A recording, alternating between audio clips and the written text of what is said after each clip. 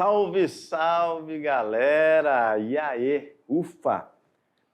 Muito assunto, né? Um assunto interessante, no entanto, um assunto não muito agradável, porque o que a gente quer é que o mundo fosse menos desigual, um mundo com menos pobreza, que nós pudéssemos ter uma melhor divisão dos bens que a humanidade tem, desses recursos. O capitalismo está muito concentrado na mão de poucos. Aumentaram o número de bilionários, mas não diminuiu a concentração, aumentou a concentração de renda no mundo, beleza?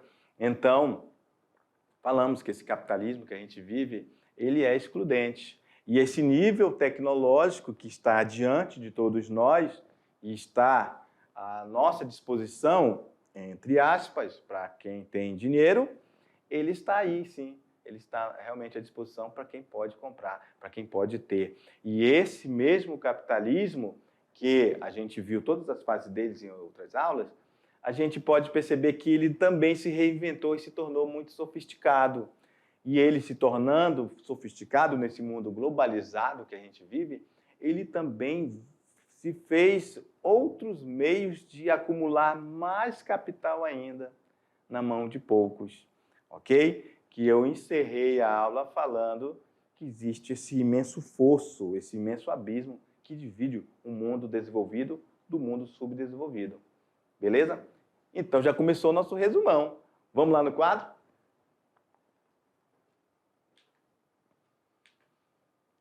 Pois é, então esse capitalismo que desde o tempo lá da época mercantilista, lá no século XV, XVI, que ele era bem ainda primordial, muito elementar, agora ele está muito sofisticado. Agora o dinheiro não precisa mais ser carregado em sacos. Agora ele vai pelo ar. O fluxo de capitais agora é num clique de um computador através de fibras óticas que ligam o mundo. Então, um capital de alto valor sai, por exemplo, de um país pobre e vai para um país rico em um clicar, em um segundo. Beleza? Não precisa mais ter aquela troca financeira em espécie, em dinheiro vivo, ok? Essa virtualização desse mundo contemporâneo está fazendo com que agora ocorra dessa forma.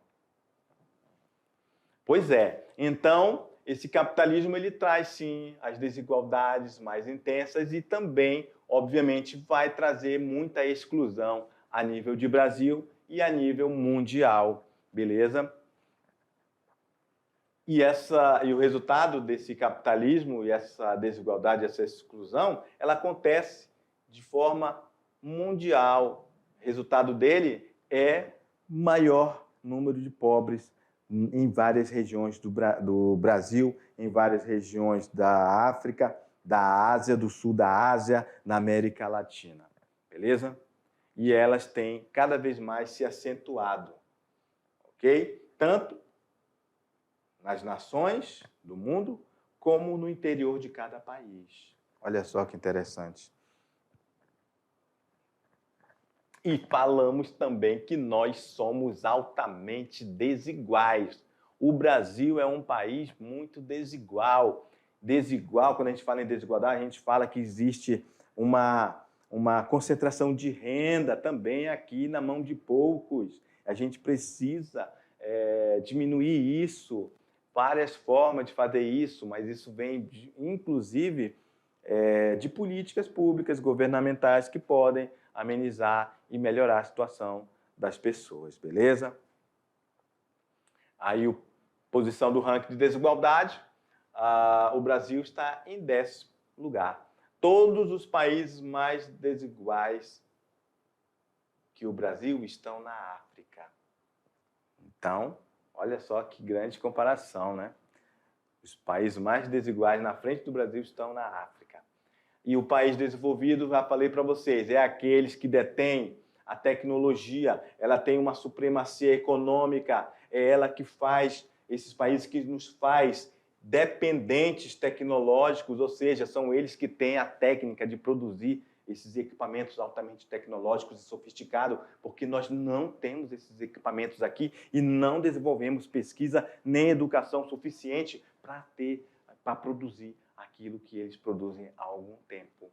E aí a gente acaba sendo o quê? Dependentes, ok? Esses países desenvolvidos têm uma população que desfruta das melhores condições de vida do planeta. E as 3 dimensões do IDH, ok? A gente quer, segundo a ONU, que as pessoas tenham melhor condições de vida. Para isso, ela mediu, através do padrão de vida, o acesso ao conhecimento e a longevidade. São as 3 dimensões que vão trazer mais saúde, educação, cultura, salário, renda, enfim. E essas 3 dimensões estão muito aquém na África, no Sul Asiático, na América do Sul, na América Latina, enfim. E esse IDH, ele é muito alto para o padrão de vida dos países desenvolvidos, ok? E aí mostramos para vocês o ranking dos países com IDH muito alto. Todos países desenvolvidos. Noruega, Suíça, Irlanda, Alemanha, Hong Kong, Austrália, Islândia. IDH dos países próximo à faixa do Brasil, em 2019. Então, nós estamos no número 79, nós estamos muito abaixo daqueles que anteriormente falados aqui, beleza? Enquanto que os piores do mundo estão todos lá na África, ok? Países próximos à extrema pobreza, beleza? Galera, vocês têm uma atividade aí, façam de boa, tranquilão, só na manha. Daqui a pouco a gente volta para corrigir. Tchau.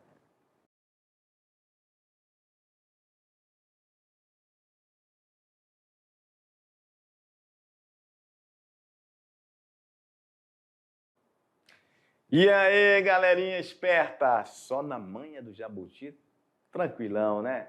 Assunto delicado, complexo, no entanto, é fácil de você assimilar isso aí, hein? É fácil, isso aí quando você for fazer uma prova do Enem, não perca de linha a linha de raciocínio desses assuntos aí, que eles vão e podem estar na sua prova do Enem. Vamos ver se você acertou? Vamos lá no quadro, meu diretor. Questão 1. A fome não é um problema técnico, pois ela não se deve à falta de alimentos. Isso porque a fome convive hoje com as condições materiais para resolvê-la. O texto demonstra que o problema alimentar apresentado tem uma dimensão política, por estar associado à letra A, escala de produtividade regional. B, dificuldade de armazenamento de grãos. C, padrão de distribuição de renda.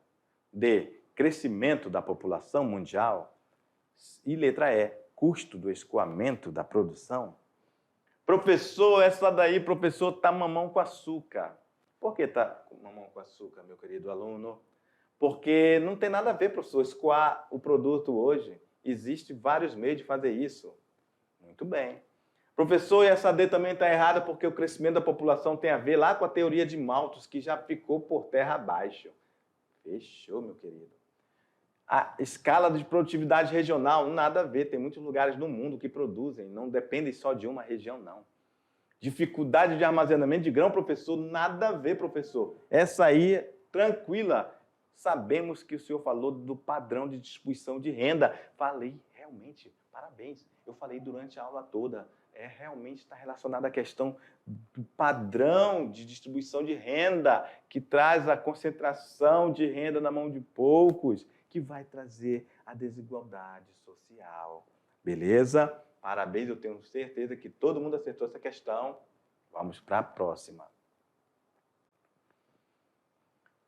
Em relação à divisão do mundo em função dos níveis de desenvolvimento, é correto afirmar que a maior parte dos países subdesenvolvidos são altamente industrializados. B, a Índia, o Brasil e a França fazem parte do G8. C. A baixa expectativa de vida é um indicador demográfico de países desenvolvidos. D. Os países desenvolvidos se destacam pelo alto grau de industrialização e também pela supremacia econômica e tecnológica. E letra E. O Brasil, sendo um país subdesenvolvido, apresenta uma população majoritariamente de idosos. Olha só. O que está errado na letra E? Nós não somos um país de idosos. Beleza? Então, isso aqui já está errado. Vamos lá. A maior parte dos países subdesenvolvidos são altamente industrializados. Isso é altamente contraditório. Isso é contraproducente. Ok? Isso é contraditório. Como que ele é subdesenvolvido e é altamente industrializado? Nananina. Você não caiu nessa pegadinha boba. A Índia e o Brasil fazem parte do G8. Não, ele faz parte dos BRICS. A baixa expectativa de vida é um indicador demográfico do país desenvolvido. Não, é a alta expectativa de vida. Professor, essa daí também estava mamão com açúcar. Fechou. Beleza, meus queridos. Todo mundo lembrou que os países desenvolvidos se destacam pelo alto grau de industrialização e pela supremacia econômica e tecnológica. Vamos para uma questão, se liga no Enem. Países em desenvolvimento são os que, apesar de apresentarem várias características inerentes aos países subdesenvolvidos, encontram-se em um nível intermediário de desenvolvimento. Uma característica desse grupo de países é o aumento do setor primário, tendo em vista que o seu processo de industrialização clássica tem mecanizado a lavoura, liberando mão de obra qualificada para o setor terciário. B. O aumento da participação dos setores secundário e terciário da economia, que determina mais um crescimento econômico do que um desenvolvimento do país, visto que o setor secundário é representado por uma industrialização tardia. C. Uma industrialização voltada para a fabricação de bens de produção, já que atingiram um alto grau de tecnologia nacional e possuem um grande mercado consumidor interno. D. A planificação de sua economia com os meios de produção na mão do Estado e com ênfase às indústrias de base, como, por exemplo, a siderurgia. E letra E. O desenvolvimento satisfatório de vida e autonomia de criar sua própria tecnologia, usando o seu próprio capital para o seu desenvolvimento econômico. Obviamente, meu querido aluno, que você sabe que essa E está totalmente errada. O desenvolvimento não é satisfatório, não é isso? Autonomia de criar a própria tecnologia, não. Nós somos altamente dependentes. Usando o seu próprio capital, não. Nós também dependemos do capital. Um deles a gente depende do capital financeiro vindo de fora, ok? Então, você já cancelou a letra E. A D, a planificação, já era. Isso aqui era quando tinha a União Soviética. Não é o caso. C, uma industrialização voltada para a fabricação de bens de produção que atingiram um alto grau de tecnologia, que possuem um grande mercado. Alto grau de tecnologia? Não, nós somos dependentes. Não esqueçam, nós somos tecnologicamente dependentes dos países centrais, do norte desenvolvido, dos países desenvolvidos. Beleza? B, o aumento da participação dos setores secundário e terciário da economia que determina mais um crescimento econômico do que um desenvolvimento do país. Opa, isso está certo. Visto que o setor secundário é representado pela industrialização tardia. Pronto, fechou. É essa aqui. Vamos ver a letra A. O aumento do setor primário, tendo em vista que o processo de industrialização clássica tem mecanizado a lavoura, liberando mão de obra qualificada para o setor terciário. Não, se ele libera a mão de obra, ela não está qualificada e ela não vai para o setor terciário. Geralmente, essas pessoas, para entrar no setor terciário, tem que fazer cursos e se qualificar. Beleza? Parabéns a todos que acertaram. Letra B. Beleza? Vamos para a próxima. Como se cria um país desenvolvido? Muitos diriam que é necessária uma economia sólida que gere PIB e PNB em grande quantidade. PIB, Produto Interno Bruto, e Produto Nacional Bruto, em grande quantidade. Preferencialmente nas faixas dos trilhões de dólares. É aí que entram as nações como Estados Unidos, China, Japão, Alemanha e França. No entanto, entretanto, a ideia não é tão simples quanto aparenta, visto que um enorme PIB não é necessariamente bem distribuído entre a população de um país, o que pode muitas vezes disfarçar a pobreza. Olha, parece até que está falando da China, parece até que está falando do Brasil. Assim sendo, um país desenvolvido, não produz sua própria tecnologia, pois distribuição equitativa da renda eleva o poder de compra. B, possui indicadores sociais elevados, principalmente relacionados à educação, saúde e alimentação.